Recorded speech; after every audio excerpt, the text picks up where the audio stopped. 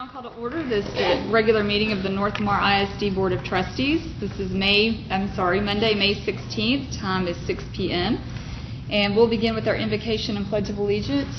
Mr. Holmes, do you mind doing the invocation? And our Pledge of Allegiance will be led by the high school. Let us pray. Our Heavenly Father, we come to you this time, Lord, just thanking you for this day. Lord, we thank you for this school district. We thank you for all of our students, parents, faculty that put the trust into this district. We just ask for this board to continue to do what is pleasing to you, Lord. Lord, we just watch over each and every one of these graduates as they graduate at the end of the month, Lord. It's a new chapter of their life they're starting. Just walk with them in everything that they do. Watch over them, keep them safe, keep our other kids safe this summer, Lord, as they go separate ways, having fun and working. Watch over them. Be with the ones that have lost loved ones, the ones that had accidents, trying to recover from those. And just let us have a good year next year and a great summer. These things we ask in Christ Jesus' name. Amen. I've asked our new officers for 2022, 23 FFA officers to come and do the pledges today, so they're going to introduce themselves. My name is Ruth Chancellor, and I'm serving as president. My name is Madison Molly, and I'm serving as your vice president. My name is Tinsley Allen, and I'm serving as your secretary. My name is Lane Osmus, and I'm serving as your treasurer. My name is Katie Trimble, and I'm serving as your reporter. My name is Justin Banks, and I'm serving as your senior. The American flag. I pledge allegiance to the flag of the United States of America and to the republic for which it stands, one nation, under God, indivisible, with liberty and justice for all. Honor the Texas flag. I pledge allegiance to thee, Texas, one state under God, one and indivisible. Thank you. Okay, we'll move on to item 3, student recognition. Mr. Keith.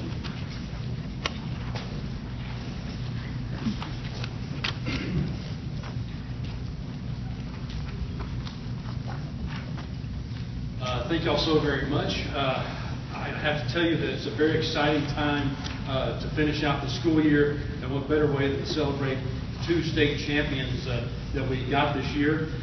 Luke Elrod, and he'll be spoken about by Mr. Jared Reeves over there. He's one of our automotive members of our CTE team, so I'm excited that he gets to come and introduce them. And then, of course, our 1-act play, who was fortunate enough to be the state champions in 4A 1-act play. So Ms. Smith will be talking about that since Mr. Head is not here. So I'll turn this right over to Mr. Reeves.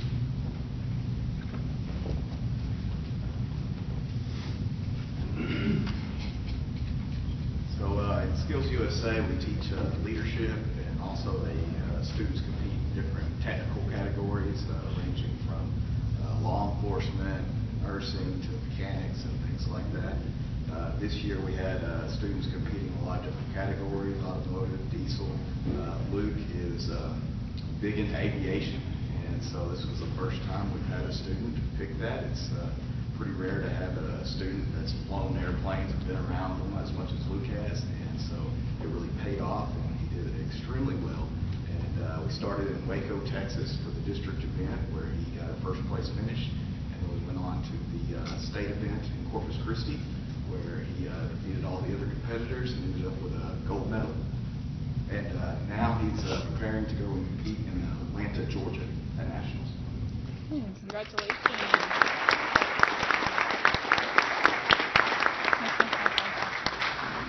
Like Ms. Reeves has said, I've been recently working to get my private pilot license, and I plan to be a commercial pilot as a career when I graduate. And this aviation tech competition has really opened up a lot of doors for me in that aspect.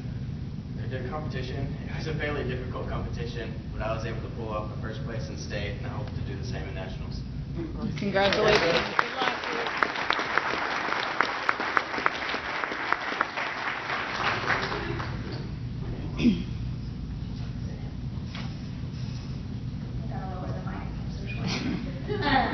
First, before I recognize our amazing theater students, I have a few people that we wanted to thank. First of all, the North Lamar administration, all of you guys, and especially our principals, Mark Keith, Mr. Fuller, Mr. Hudson.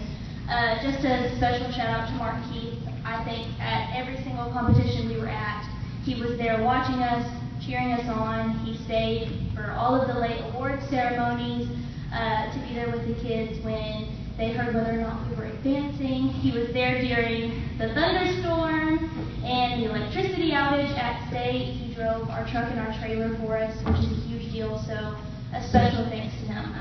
That's hard to find, so we're very lucky to have him as our principal.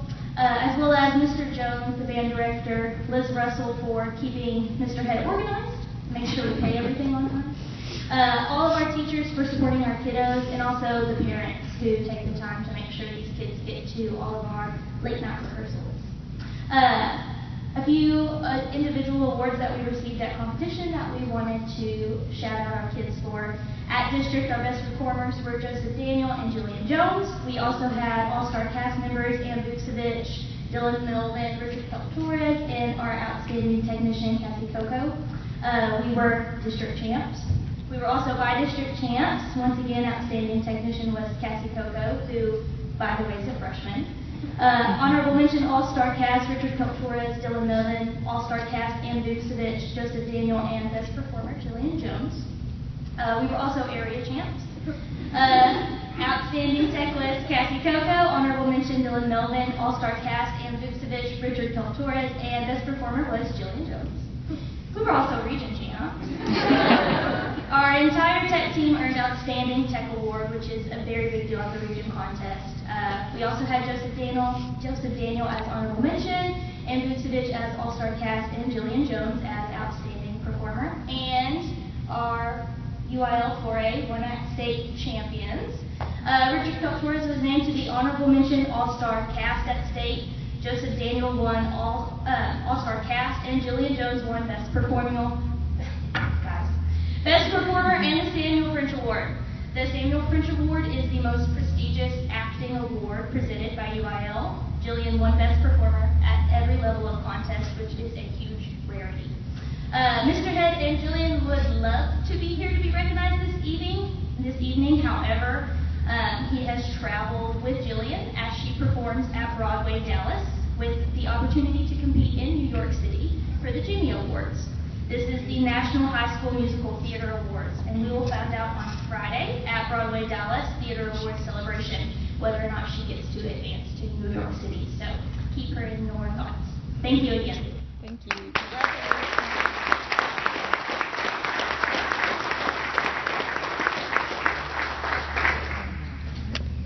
Congratulations to all of you. That's amazing. Okay, and we'll move on to item 4, public testimony. We don't have anyone signed up for public testimony. 5, public forum. No one signed up for public forum. So on to item 6, consider and possible action to approve an order canvassing May 7th, 2022 trustee election returns.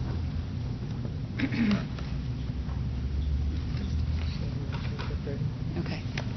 So we'll just need a motion to approve the May elections. Motion made by Bo, seconded by Joel. All those in favor? All those opposed? Okay, motion carries 7-0. And then item 7, swear in newly elected board members. Okay, Ms. Woodard and Mr. Jackson, if y'all would please come forward. While Ms. Doyle is coming forward, I would just like to say thank you on behalf of North Lamar ISD to Joel Sanders and Alicia Preston. They have been true supporters of our district, and they're going to be missed. So if you would, join with me in giving them a round of applause.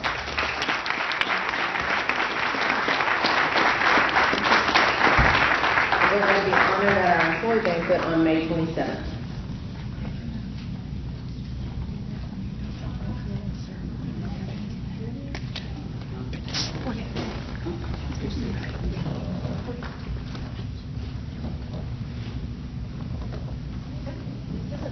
Process, but it does take just a second, so y'all bear with me. I'm going to pass out to all of them as a statement of officer that they all each have to read just to themselves and sign it, and then they give it back to me. So I'm going to give them all that.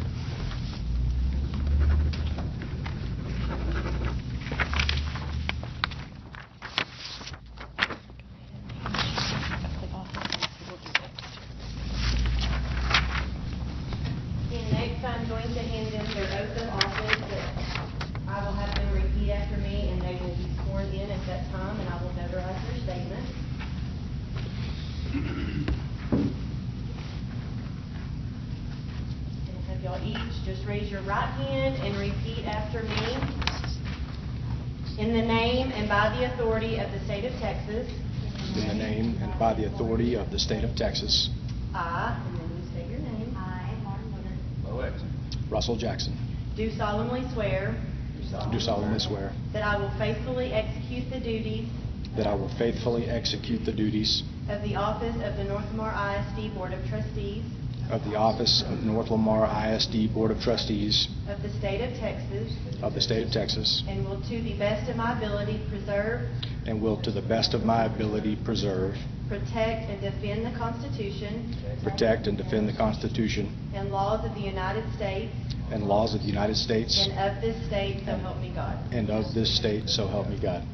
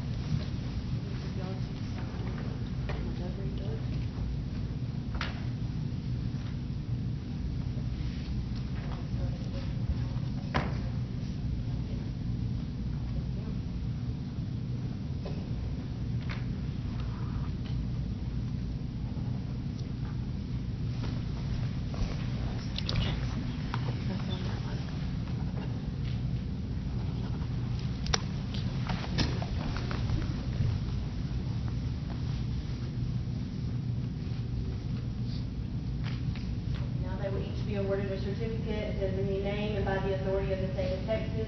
This is to certify that at a general election held on May 7, 2022, Bo Exum, Lauren Woodard, and Russell Jackson was duly elected in North Lamar ISD Board of Trustees.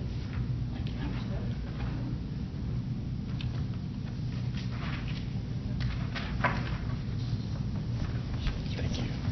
Congratulations. Thank you.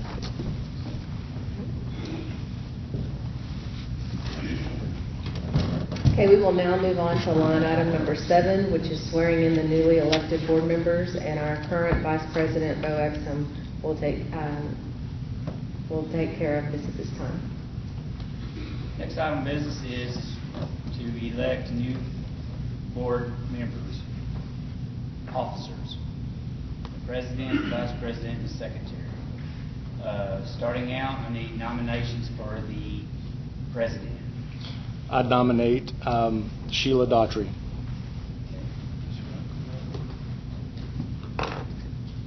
All in favor of Sheila, raise your right hand. 7-0.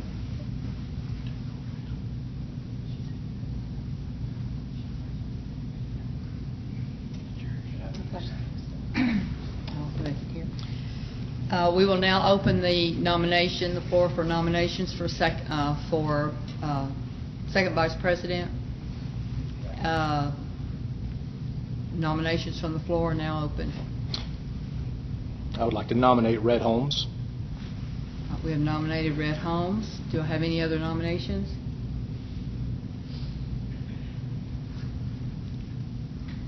Okay, so we vote by acclamation, or do we go ahead and vote? All right. All of those for Red Holmes for second vice president of the board, raise your right hand.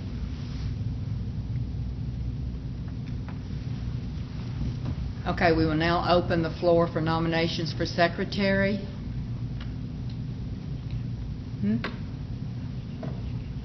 Oh, I'm sorry, that was 7-0 for second vice president. Okay, nominations for secretary of the board.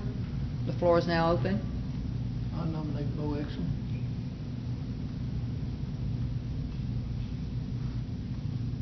Any other nominations for the secretary of the board? Okay, we will now vote all of those for Bo Exum as secretary of our school board. Raise your right hand. Okay, nomination cease. Voting 7-0, Bo is our secretary. Moving, do I keep moving, Kelly? Yes, ma'am. Moving to item 9, to consent agenda.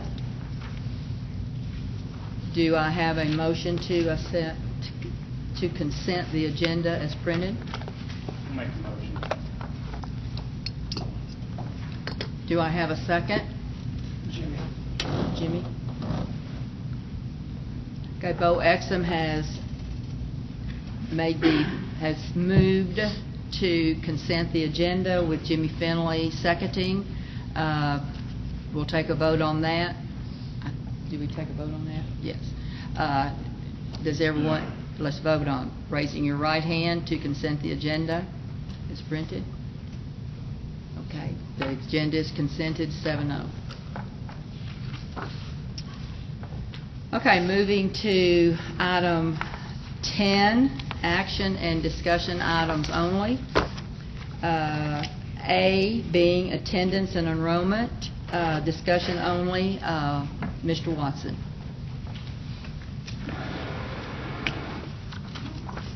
First, congratulations to the new board members. We're pleased to have you work with us this year. I'm going to give just a brief description on my attendance each month during the school year. It's in your board book, if you have your board book there. The first set of numbers is our actual student enrollment. That's how many bodies we have in the school. And if you'll look as of 5/11, Higgins, we had 348 students. Everett, 262. Parker, 246. Bailey at 291. Stone Middle School at 541. And high school at 676, which gave us a total of 2,364, and that was up one student from last month. The second set of numbers that you see is our student enrollment for ADA, which is our average daily attendance. And the reason that's a little bit different, on pre-K students, we only get funded for half a day. So basically, those students count basically like a half. And so if you'll notice at the Higgins campus, it's 312. And Everett at 262. Parker at 219. This? Yes, it is. Okay, just trying to. At Bailey at 291. Stone at 541. And the high school at 676, which gave us a ADA enrollment basically of 2,301, which was also up one from last month. If you look at the second page, when we look at our ADA numbers, when Melissa sets our budget, we kind of predict how many students that we're going to have throughout the year. And she budgeted on 2,107 students. And as of May the 11th, throughout the year, we had 2,137.52 students, which was at a 93.63% attendance. Now, that 21-something was 34 students more than we kind of projected. And I told the board before you two guys got here that TEA did do some, for the first 4 or 6 weeks period, they did a little calculation and kind of gave you some, it really wasn't a hold harmless, but kind of made an adjustment to your attendance because of COVID. And so with that adjustment, and plus the students we already had over, we're going to be somewhere around 73 more students than what we budgeted for. And so when you have more students than you actually budget for, then you'll get more money than what you predicted in your budget. And so we keep, every month we keep a look at attendance, and it's mainly for our budget reasons, because if we ever get to a point where our enrollment was lower than what we projected, we may have to watch our money toward the end of the year so that we keep a balanced budget. So I'm just going to let you guys that came on kind of understand the format for that attendance. Anybody have any questions? Thank you, Mr. Watson. Now we will move to item 10B, consideration and approval, a request to extend an engagement letter for audit services with Wilf and Henderson. Melissa Darrow. I thought I had the green light on. Yeah, I think it's just setting it off. Testing. Ms. Darrow, thank you. Hi, I'm Melissa Darrow. I'm the Director of Finance here, so welcome you board members. This is the time of, this is my favorite time of year that you come into, and this is when we're starting to look at our upcoming audit, which we'll start doing here this fall once we get closed. And we have been using the firm of Wilf and Henderson out of Texarkana the last couple of years and have good success with them. So I would just like to recommend that we do stay with them one more year for this year. We have a motion to approve the extension of these services. Jimmy Finley, thank you. And Bo. All right, we have a motion by Jimmy Finley and a second by Bo Exum to extend the audit services with Wilf and Henderson. All in favor, raise your right hand. All opposed? Same sign. Thank you. Thank you, Ms. Darrow. I'll get this. And I'm next too. Okay. All right. Item 10C, consideration and approval to grant permission to amend budget in the revenue and expenditure categories as necessary by June the 30th, 2022. Okay. Yes, again, our fiscal year's end is June 30th at North Lamar. So again, this is my favorite time of year where we're starting to close out this budget, get ready for the new budget, which we will be having a budget workshop here at the end of the month. But this just gives me permission to start looking and closing out the budget, making sure that all of our functions are within the budget so that we will not get hit on an audit. It's also to start looking at our revenue allocations that we got from TEA to make sure that we spend them correctly and that we spend enough in them. If not, do I need to do some reclassing in between? So this is just really our cleanup for the old budget to come into the new. And I do want to say too, with the one act play, I was the one that was robbing Peter to pay Paul to find all the money. Do I have a motion from the floor to approve and grant permission to amend the budget in the revenue expenditure categories as necessary by June the 30th? I have a motion by Bo and a second by Red to grant this permission. All those in favor, raise your right hand. All those opposed? Passes 7-0. Thank you. Thank you. Item 10D, discussion only. Recess recommendation report. Dr. Chadwick. Hi, I'm Angela Chadwick, Assistant Superintendent of Curriculum Instruction, and I bet you've never had a recess recommendation report. But it is in board policy, and it is a SHAC, our School Health Advisory Council duty. So what I did is I included the policy in your board book, and I highlighted the areas that show where the SHAC committee is to recommend recess. And that falls under policies, procedures for physical activity, but more specifically, a new piece to that. And this was issued on 11/21/11. The SHAC shall consider and make policy recommendation to the district concerning the importance of daily recess for elementary school students. They must consider research regarding unstructured and undirected play, academic and social development, and the health benefits of daily recess in making the recommendations. And this is to ensure that local community values are reflected in any policy. So on the next page, I show you the names of people who volunteered to be on the recess committee. That we've provided them with access to research materials, and of course they could find some of their own research as they wanted. Karina Harris, a parent from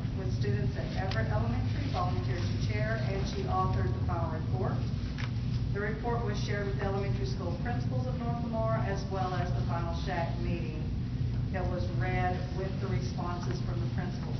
So I have the recommendation report for you, along with the elementary principals, Ms. Hughes, Ms. Compton, and Ms. Malone's response to the recommendation. And just wanted to make sure I shared that with you and see if you have any questions.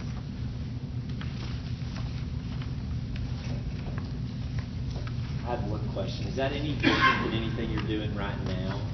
Is it any different than anything we're doing right now? One thing that we do have is, we have one campus that has a little more recess scheduled into their day than the others. And I think that a couple of additional minutes of recess between classes, maybe, that first recommendation, and to reduce each class by 3 minutes to make that happen, are new. So the bulleted points there are new recommendations, because on the committee, we also had current PE instructors and the athletic trainer and a counselor. So we had people on each campus also sharing what they currently do, so that way the council could come up with and generate additional ideas. So there were some additional things with the bulleted points on the second page. They did give the information of what is currently the daily minutes of daily recess minutes given on each campus, included in the report.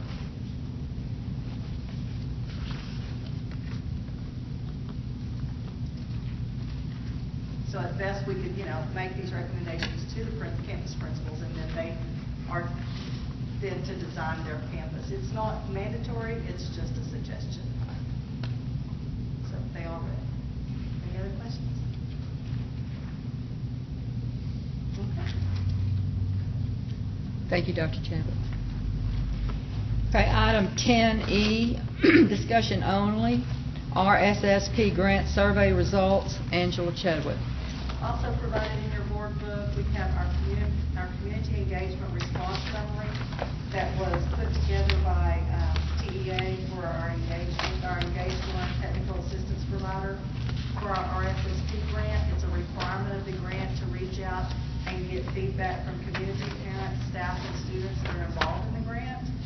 This grant, RSSP, stands for Resilient School Support Program, and it's based on one of the T-class grants that was set out from TEA to support combating COVID learning loss.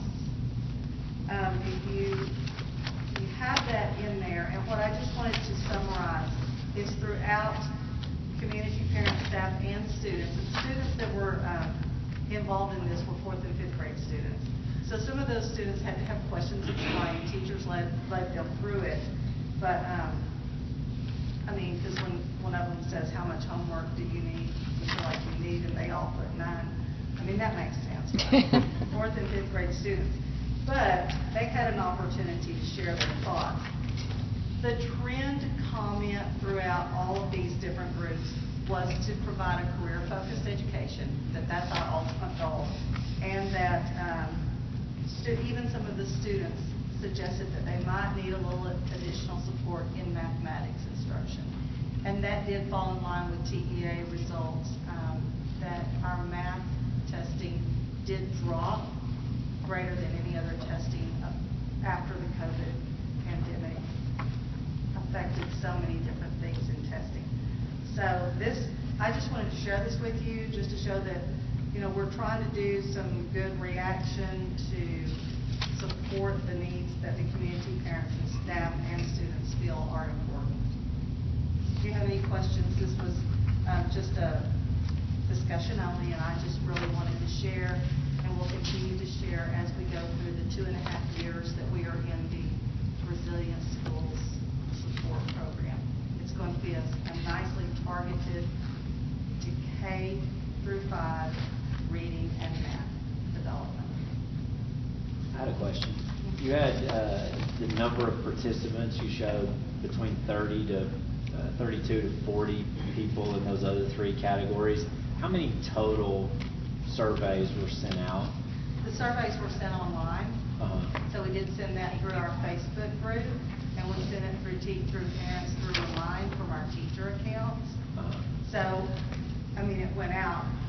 Was that to like all fourth and fifth grade parents, or who was the K community through fourth, parent? K through fifth. K through fifth. K through fifth staff, K through fifth parents, and then community was able to receive, or anybody was able to receive it through our Facebook post. And I shared it through multiple Facebook accounts. And once you went in, it just told you, it was one survey. So once you went in, the first page was to designate which one of these you are. Okay. And then it took you to that survey, the link did. So it was accessible by everyone.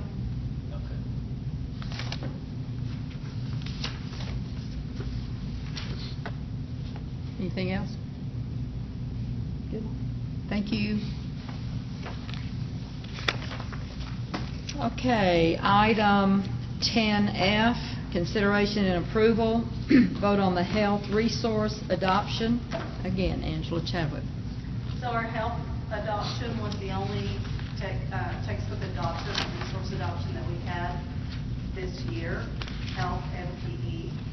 So I included some basic information for you on how we went about that. The health adoption this year was to run through a suggestion from the SHAC committee. The SHAC committee, School Health Advisory Council, it meets 4 times a year, minimum requirement. So just to let you know, I just gave you a quick summary of why this went through SHAC. It's by policy. The recommendation for the SHAC and Health Textbook Adoption Committee is to cover the health teams as required by law and to additionally recommend that human sexuality instruction remain only as minimally required by the teams. So you'll see a policy where it says if we decide to have human sexuality instruction, but that means if we decide to have instruction beyond the TEKS. So you can keep instruction at the level of the TEKS, or you can expand that instruction. The recommendation from SHAC was to keep it as minimally required by the TEKS. The SHAC must hold at least 2 public meetings and follow procedural requirements similar to Texas Open Meetings Act requirements. So we had 4 meetings. 2 of those were open to the public as required so that they could get any information on health book recommendations by the committee and the discussions by the committee. After the public meeting, SHAC will make a recommendation to the board, and the board then will take action on the recommendation by a record vote at a public meeting. This being the public meeting that we are going to ask you to take a vote on the recommendation. The board must ensure that the curriculum materials are based on advice from the SHAC, suitable for the subject and grade level, and reviewed by academic experts in the subject and grade level. So the next page, I show you the members of the subcommittee of the SHAC that were on the health adoption committee. So we had SHAC members plus our content experts. We had Mrs. Dee Hudson, who is the campus principal, Letty Carter, who is the health teacher, Stephanie Easton and Julie Laughlin, who are both science teachers at Stone Middle School, Alicia Rouse, who is our local veterinarian and parent, Kendra Waldrop, who is also a parent, but she's our health science teacher at the high school, Joseph Tejas, who does a lot of support work with teachers on active lifestyles. He does some presentations for us every year, and Catherine Chadwick, who is a PA at a local medical clinic, and these people all reviewed the book. So we have some content experts and we have some health experts. Their recommendation after reviewing the book and the fact that there were additional TEKS added at the 8th grade, 7th and 8th grade level this year. So the TEKS were primarily able to be handled in the 6th grade, but the committee and the campus decided to add an 8th grade half-year course in addition to the 6th grade half-year course because there were 62% more TEKS added at the 7th and 8th grade level. 7th and 8th, it doesn't matter which grade you teach them, but they have to be taught sometime in 7th and 8th grade. So what they're going to do is a 6th grade half-year course like they have been doing, and an 8th grade half-year course to cover all the material. In order to keep kids from having the same textbook their 6th grade year as they had their 8th grade year, the committee voted to choose 2 different books. Either way, we would have to have a classroom set. It doesn't increase the cost. It just supports student learning, we feel, by adding a different level of book at the 8th grade. So you can see on the last page, I show you the vote that went out and the responses from the committee. We had 100% of the committee pick the Teen Health by Glencoe. This is the updated version of the one that we currently use. That Coach Carter is currently using right now. It's been updated, it's been reviewed. The group felt good about that, but they also felt like that in 8th grade, a different book being Health Skills by Goodhart Wilcox Publisher.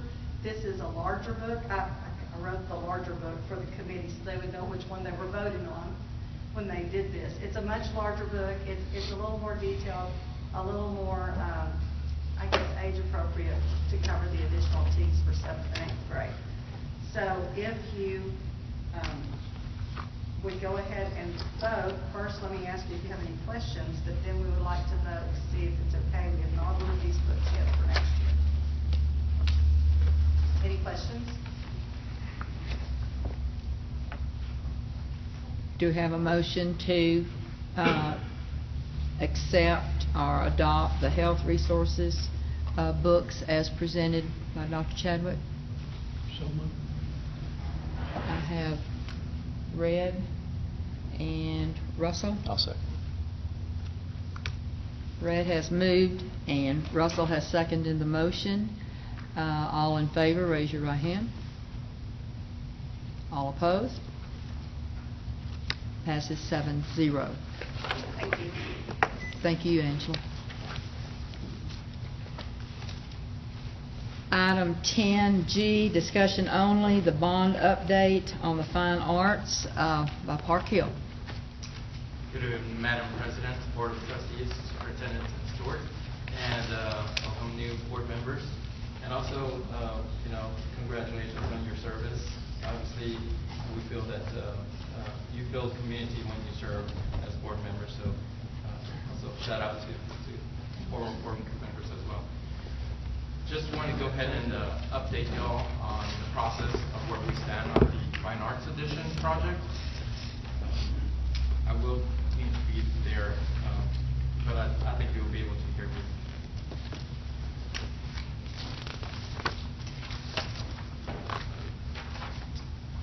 Okay, so mid-April we got going on this project, the Band Hall Edition, and what we've done so far, we do have the area surveyed, essentially getting.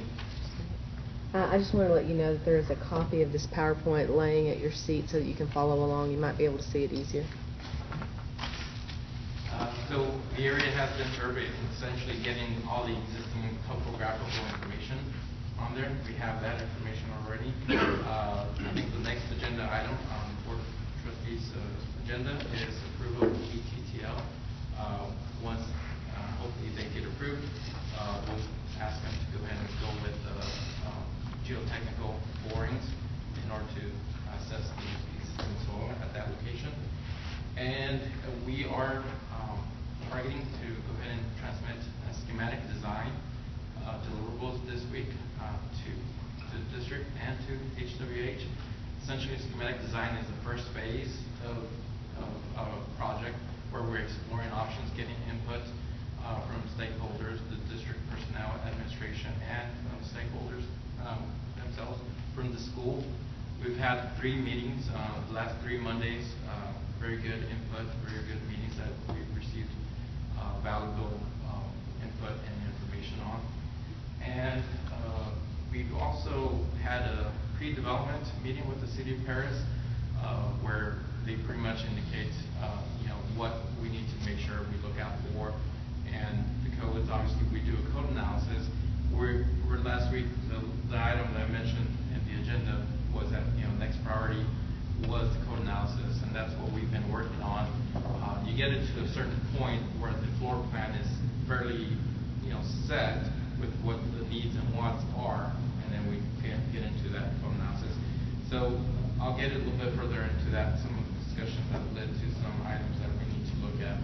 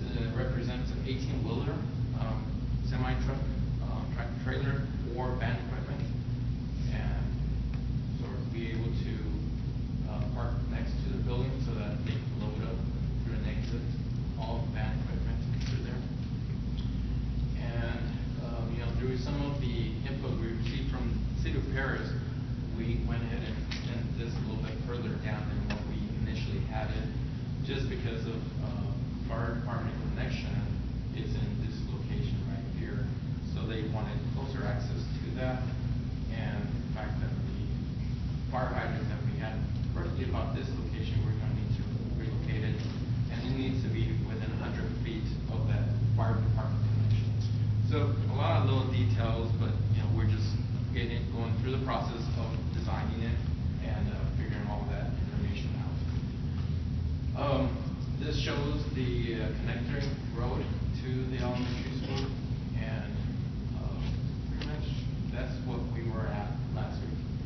Now, one of the things I will show you is one thing that we will need to look at is possibly a standalone option related to that, which I'll show you in a bit. But this essentially is the overall, obviously, the addition from this point up, and then some alteration work in the existing band hall. The language indicated that roughly 2,400 square feet of alteration work would be done in the existing band hall to convert it to a possible black box. So that's one thing that we're looking at. And then doing a connecting corridor in order to access some of those spaces more easily from this, the addition to the existing, and just renaming some of the existing spaces. Like right now, this space is the current percussion storage, and then this is the current instrument storage. So to make that uniform storage, to make that off-season storage, and right now this is the library workroom. We're going to make that the practice room. So these two offices, make one the control room and make the other one as office. So I'll get further into a little bit more detail of the actual addition. You have the large band rehearsal space, a little over 5,000 square feet, and then you have the percussion space, close to 1,000 square feet, and then you have the instrument storage, close to 1,000 as well. You have the offices, which we typically see direct visual control into the band rehearsal space, which we do have through windows here. And then we have a practice room, and then we do need to incorporate an electrical room at this area. We have the new library workroom at this space, and then the connecting corridor here to the existing high school, where we incorporate a custodial closet as well as a staff restroom here. This is just a blown up plan view of all of this space, which shows all the specialized instrument storage cabinets, which is Wenger is industry standard that we see a lot of it. Many times we've designed those to be within the space, and those are acoustically treated, and this actually would be the first time that I see it in that space, actual storage. Yes, Fred? Wouldn't it be a whole lot more convenient if that was moved over to that left bottom corner where your 18-wheeler be to load and unload equipment? We could potentially look at mirroring this. It looks great other than that. Yeah, we definitely could look at that possibility. It's more of a storage area, but whenever they're loading up the truck, they take them out of there. But the instruments would still be in there, but then there's more room to work to get out to the truck and look at it. Typically, a lot of times, the students will have the instruments already with them in here. This room is typically more for safeguarding after hours, where we have two doors where the students kind of go in, get their instrument, and come out. Obviously, with some of them being large instruments, you want to make sure that you have that flow, so you have that flow in. We could definitely ask that, because actually this is the first time that I've seen it in a storeroom versus being in the actual space. But if they're in the actual space, that equipment is a little bit more expensive because it's acoustically treated. So I think this is a good idea that it's being done. Any other questions so far? This shows the existing area. This is obviously the existing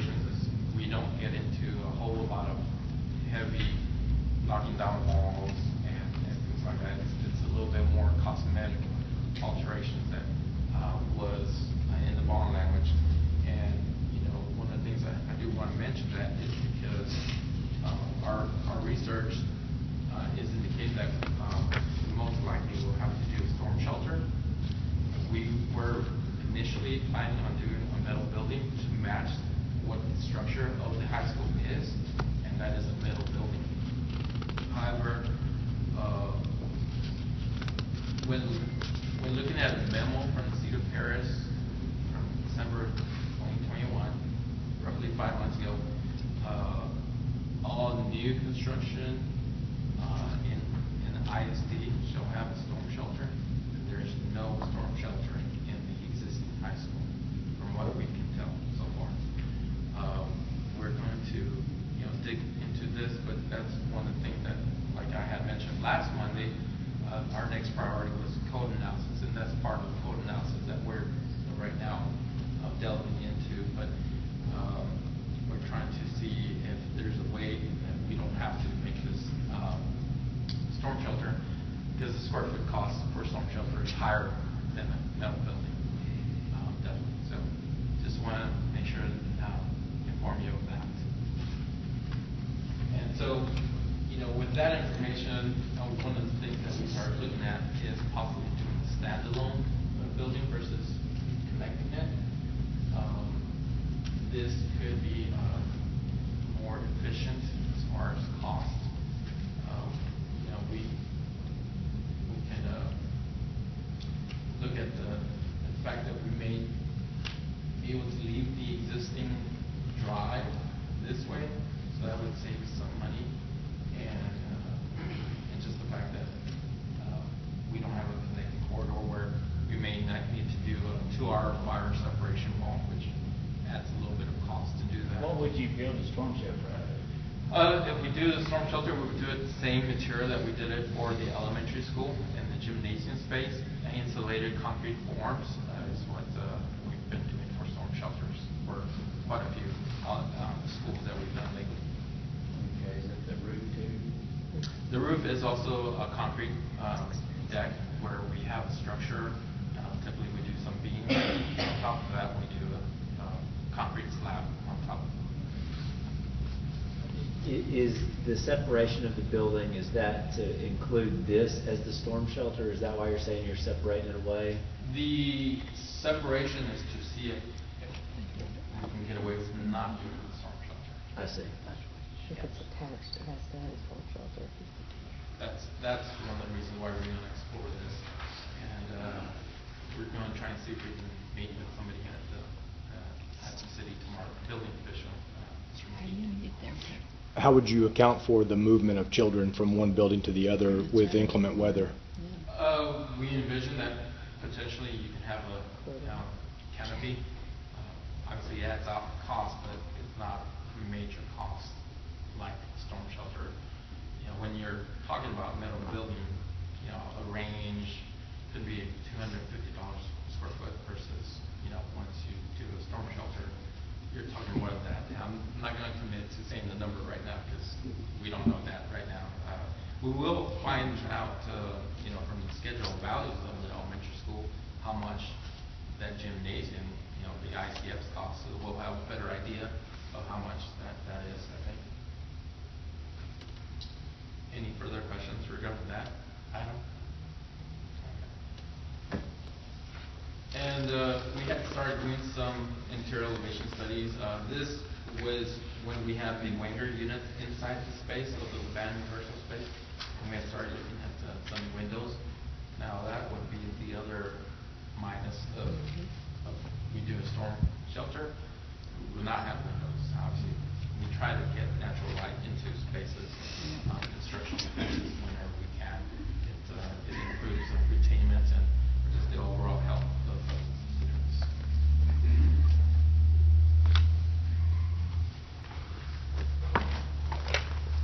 And then we had to start looking at if we do a storm shelter, then this would not be a gable roof, it would be a parapet roof. And we still would be able to match the exterior look with brick veneer, brick, CMU brick, and then middle panel match the high school. But the gable roof would be more parapet versus this.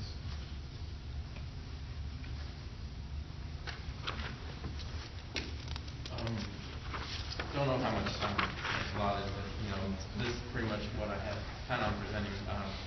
There's a schedule past that slide and some other items.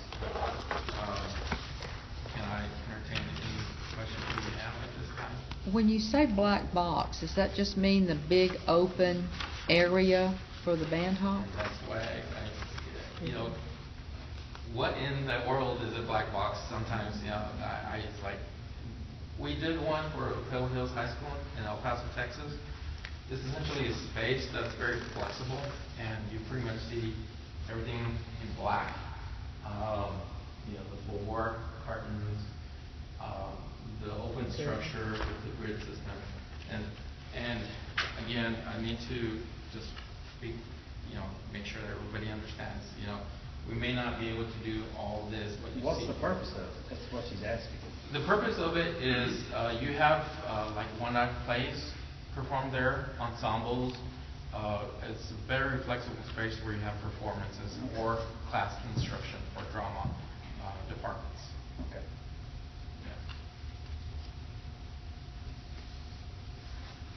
So, you know, in the grid system, you'll have movable, very mobile light fixtures that you place them depending how you set up this area for performances.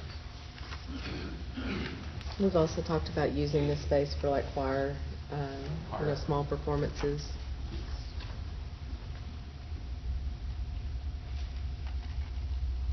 And that's just sort of an example of the band rehearsal space. We've done others, but those are two that Any other comments, questions, concerns? When you separate the band hall, is the only thing you're giving up the connection to the school? I mean, otherwise the functionality in the spaces are all the same or included in there. Is that correct? You lose some functionality because where we were putting some practice rooms, there would be some other practice rooms maybe adjacent to those in the overall, you know, the additions here. So we have some practice rooms here, we have a connecting board, and then you have practice room. All these are practice rooms right now.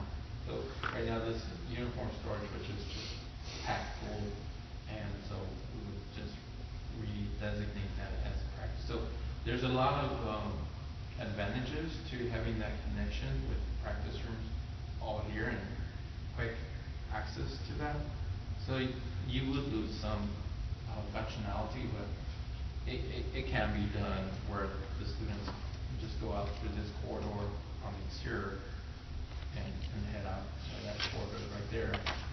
So, you know. Do you just shift those practice facilities to the new building, or do you lose those altogether?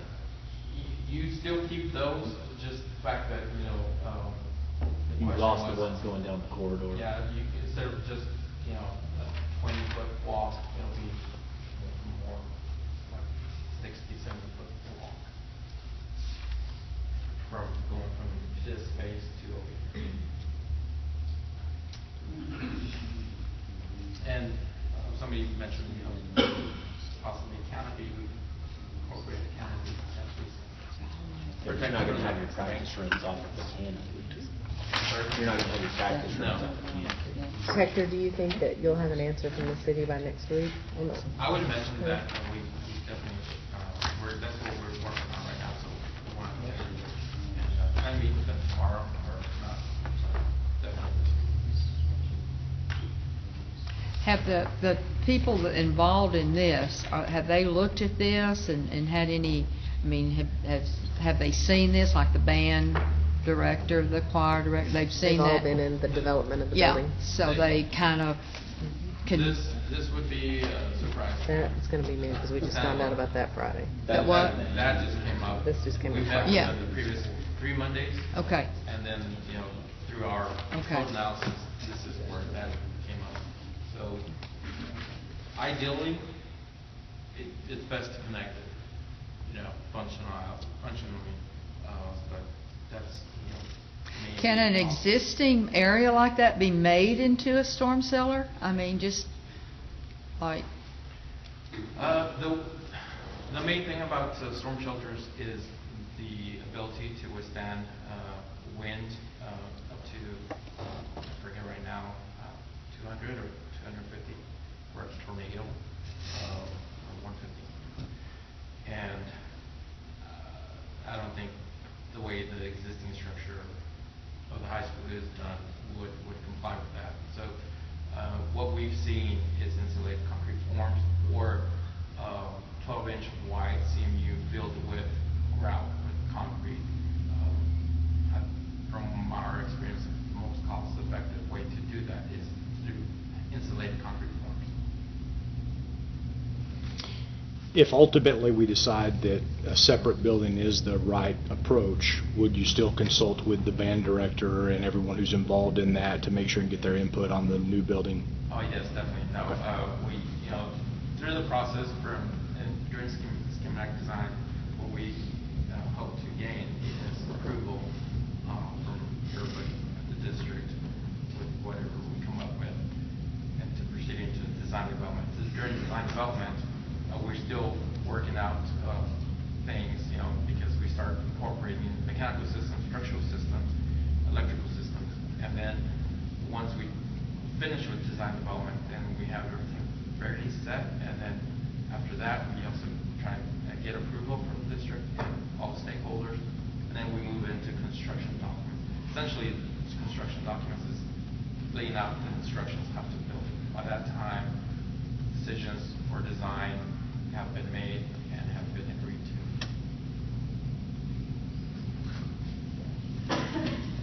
Anyone else? Okay, thank you. Thank you very much. Thank you.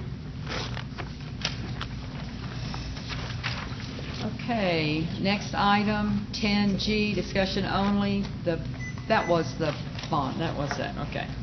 We are moving to 10H, consideration and approval, ETTL for geotechnical and material testing for all bond projects. Ms. Okay, Stewart. so in your board book, you will see the paperwork for ETTL.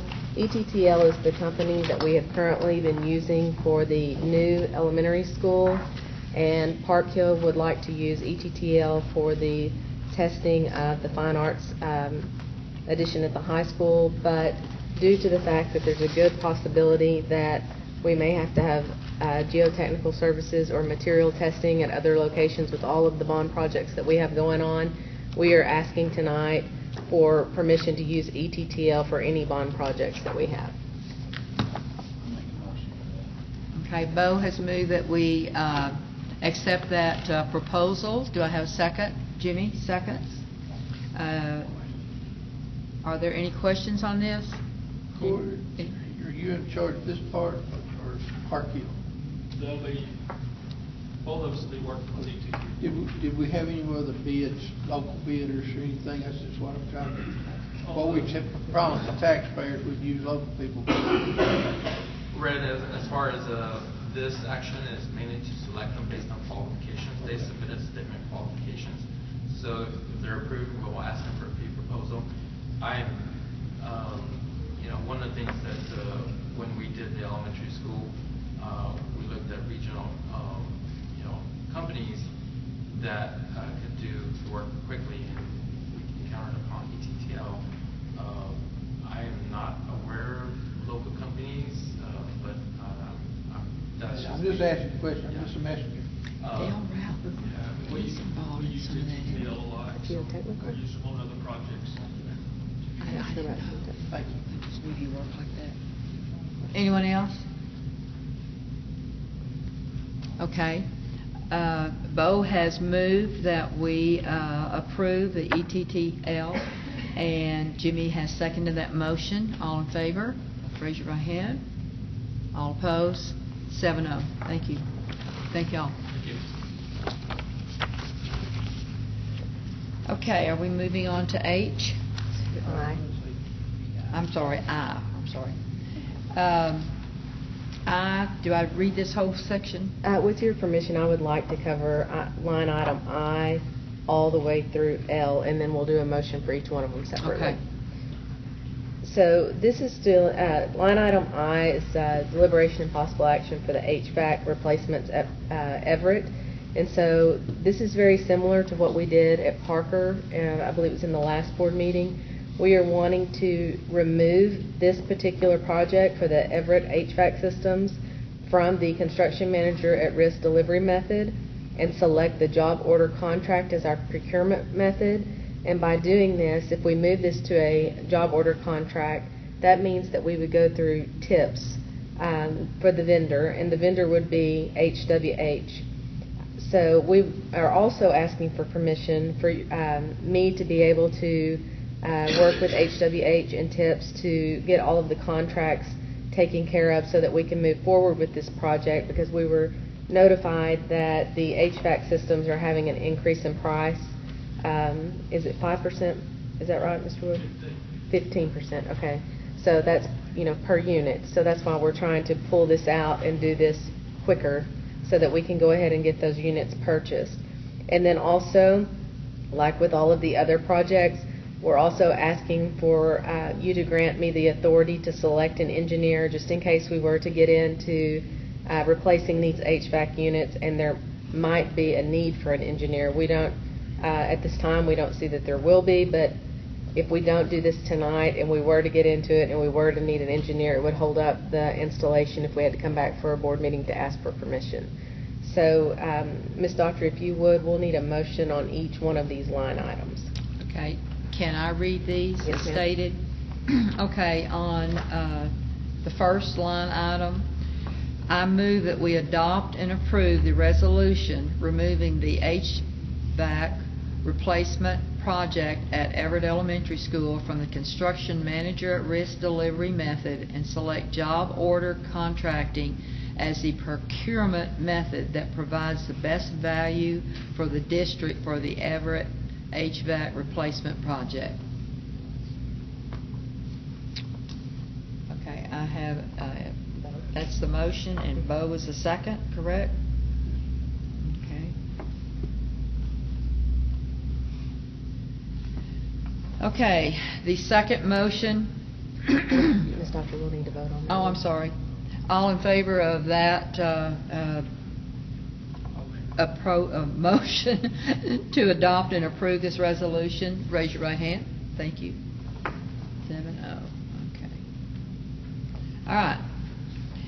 The second action. I move that we adopt and approve the resolution selecting Harrison, Walker, and Harper, LLC as the vendor to complete the Everett HVAC replacement project. Do I have a motion? Or that is the motion. Do I have a second? Jimmy Finley? Thank you. All those in favor, raise your right hand. 7-0. I think we might have skipped J. Excuse me? I think we might have skipped line item J. Did I skip a line item? Yes, ma'am. J. For tips. That was, That one that oh, we I'm just- sorry.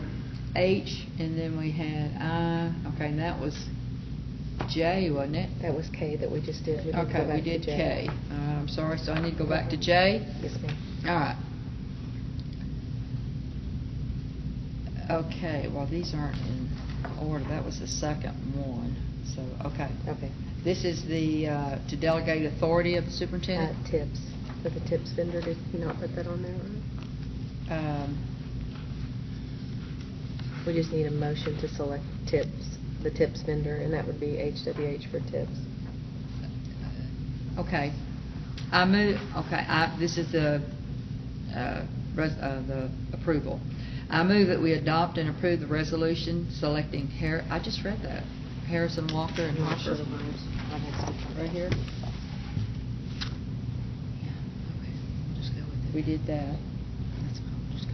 And then, this is the third one. This one for the delegation of authority. Okay, just Okay, Just well, make sure we did this, but this should be second, Yeah. right? we just gotta- This should have been second, and that should have been third. We're Okay, good. so we're gonna go back. Sorry, Right. Okay, I move that we adopt and approve the resolution delegating authority to the superintendent to negotiate and execute the necessary construction documents and contracts incident to the Everett HVAC replacement project. Do I have a second on that? Okay, I'm gonna go with Lauren. All right.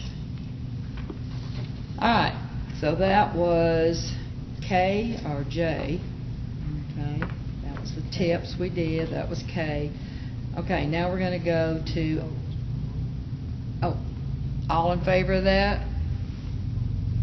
Raise your right hand, thank you, 7-0.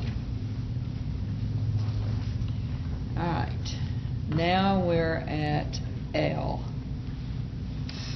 I move that we adopt and approve the resolution delegating authority to the superintendent to select and engage an engineer in accordance with Texas Government C 2254 as necessary for the Everett HVAC replacement project.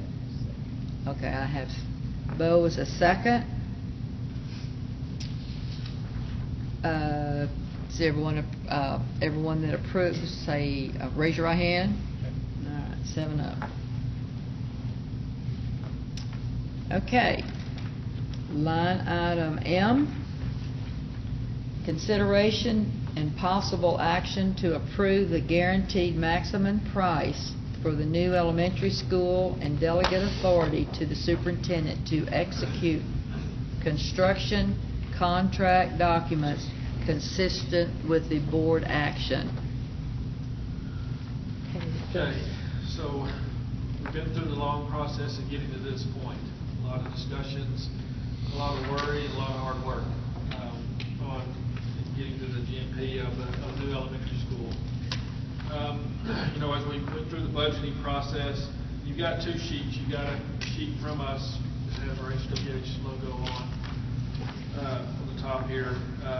It's our scope letter that we're presenting to you guys tonight. You also have a sheet that Park Hill Nico Ginter sent out to you guys today. And we'll kind of go through both of those. We're going to go through our GMP, our scope letter first. We're going to ask you to consider and approve the GMP tonight for the new elementary school. And like I said, any questions you have as I'm going through, stop me, ask, and I'll be more than happy to answer them for you. This is for the construction of the 80,206 square foot new elementary school. We took bids. I guess we received drawings on 4/14. Received bids last Tuesday.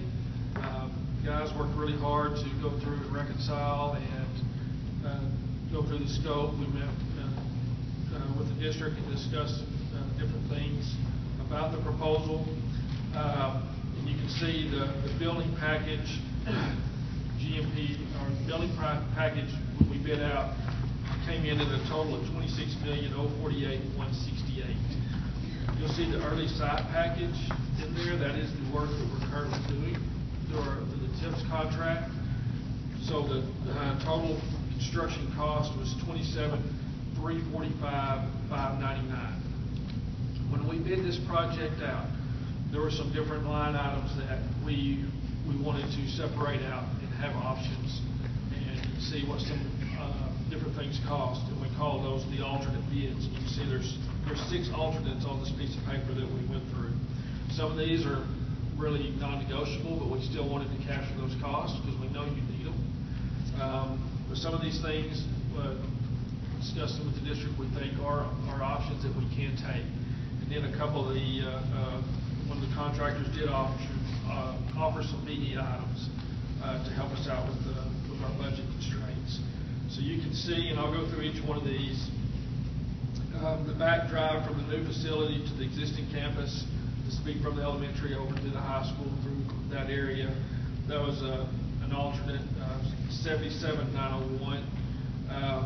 There's an additional 31 parking spaces on the north side of the new school building. That's 32,224. The acoustical ceiling tile substitution, construction value of $155,106. Landscape buffer for Collector Road has a construction value of $89,795. Substitution of aluminum conductors for the electrical service construction value of $102,514. And the Collector Road pavement public street construction was $264,428. We have to list these in our scope of work because they were on the drawings that way. We probably wouldn't even have brought some of these to you if we didn't have them on the set of drawings that Park Hill presented to us. So we wanted to make sure we needed to present that to you.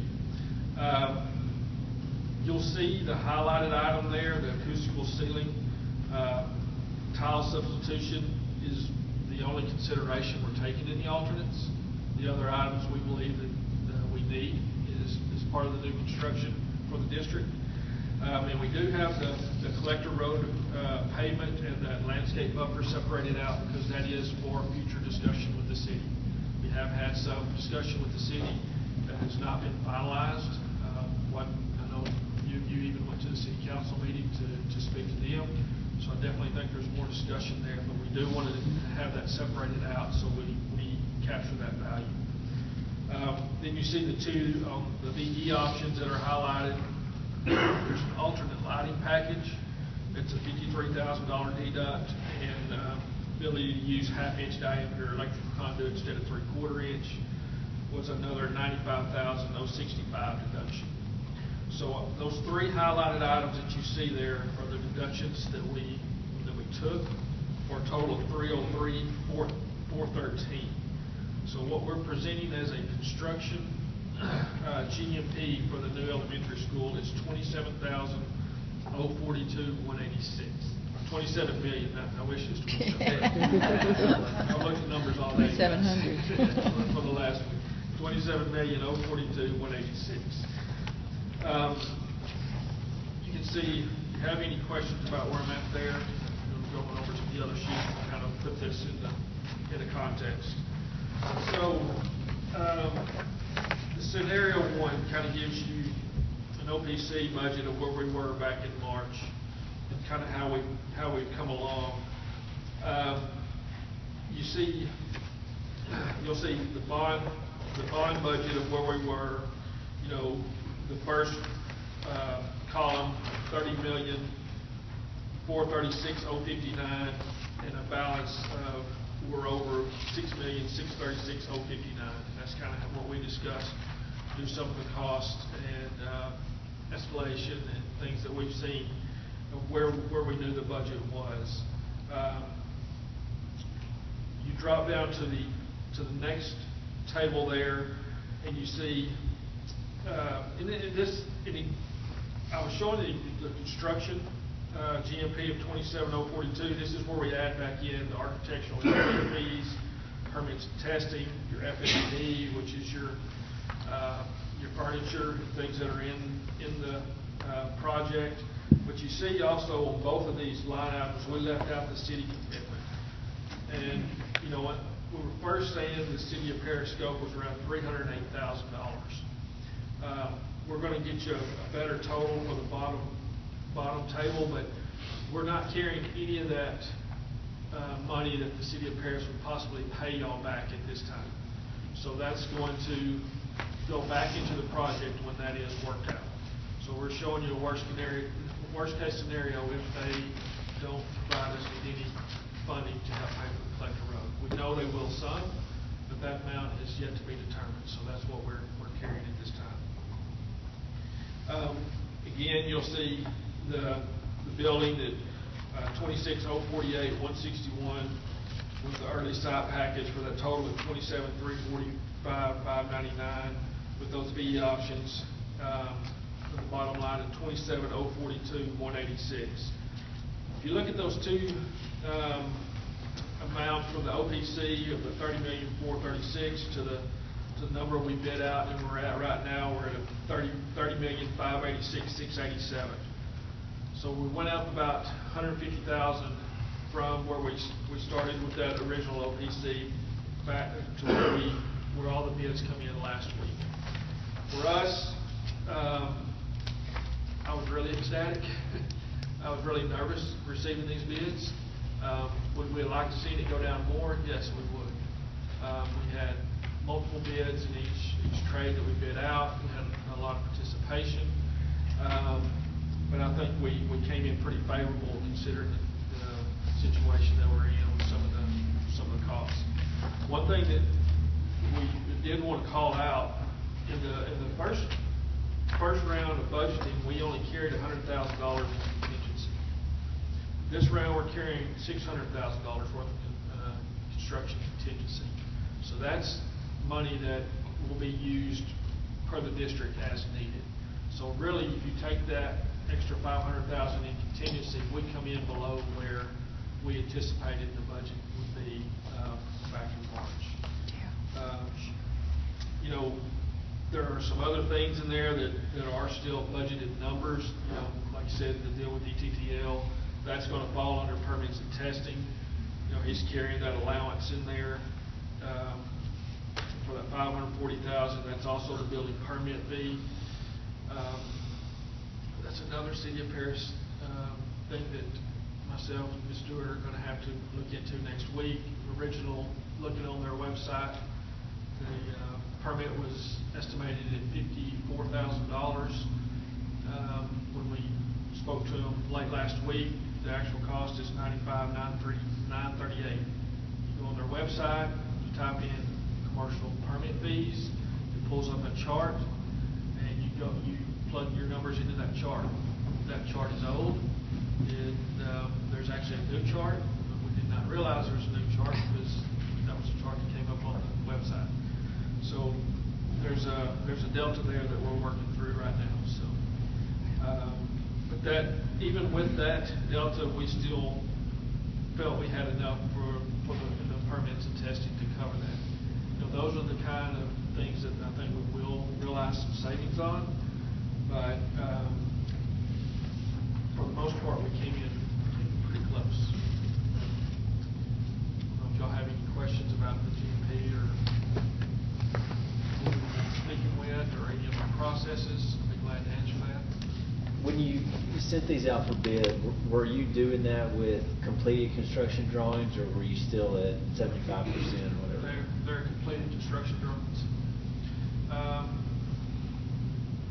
There is one item that came in an addendum late. It was for some heated return air on the HVAC units. So there is one item there that we've got to get we're waiting for some feedback. We're working with Park Hill and with HVAC contractor to see if there's some additional savings there that will be realized that will go back to the district if there are. And one trade that we're looking at, we talked about a couple of different trades, but even since I've talked to you earlier today, with HVAC, we know that timeline. When we know our costs are going up next Monday, but we may put out to rebid the structural steel package in erection. We did receive a bid on that. There was another bid that came in, and we feel like it's best for the district to put that back out to bid and see if we can realize some additional savings there. So there's some possibility that this number could change some, but that we will be in contact with you guys and relaying that. It will not go up, but there are some possibilities that we can capture some additional savings.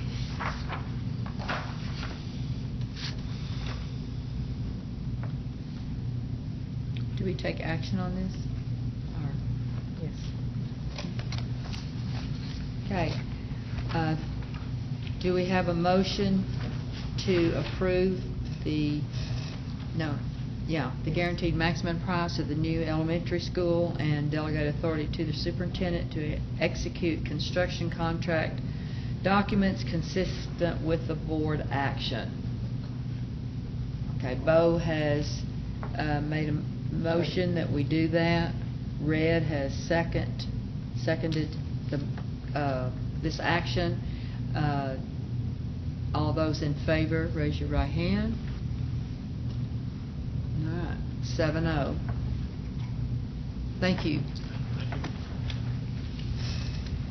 Okay, we'll move on to item 11, superintendent's report. Okay, the first item for discussion is graduation. The graduation is set for Saturday, May 28th at 8 o'clock at Noyes Stadium. I'm asking that all board members meet me at the PJC Library at 7 p.m. We're going to assemble all of our graduates in the library where it's nice and cool before we go out to the stadium for our graduation ceremony. So if you would, just meet me there. We will not be wearing robes this year, so if you would just dress appropriate. Sunday best is fine. Line item B is our summer board meetings. If you would, please put these on your calendar.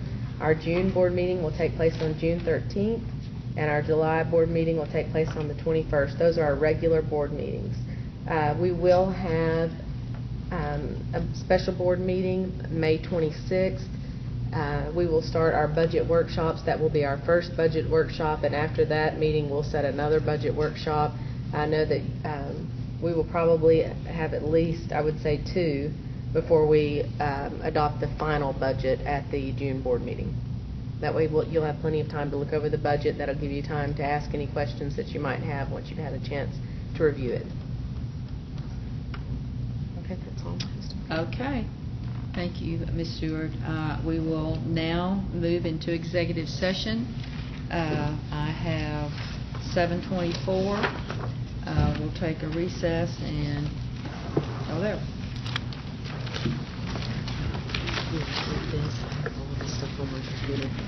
I didn't realize.